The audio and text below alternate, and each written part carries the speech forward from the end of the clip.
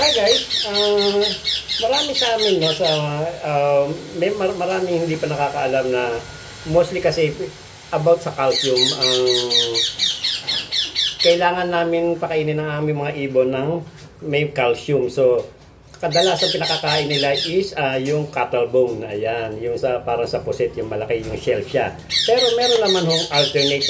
Baka may mga hindi pa nakakaalam, lalo na sa mga newbie, no? Ipakikita ko sa inyo para meron kayong mga alternate na gulay na may mga calcium. Sana makatulong. Ayan guys, no? Ayan ang sinasabi ko na kung wala talagang cattle bone kasi madalas nagkakaubusan.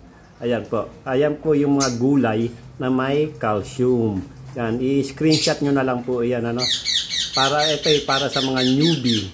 Ayan, marami pa po hindi nakakalam kung nagkakaubusan ng calcium. Ayan, please like and share. GCT Aviary here.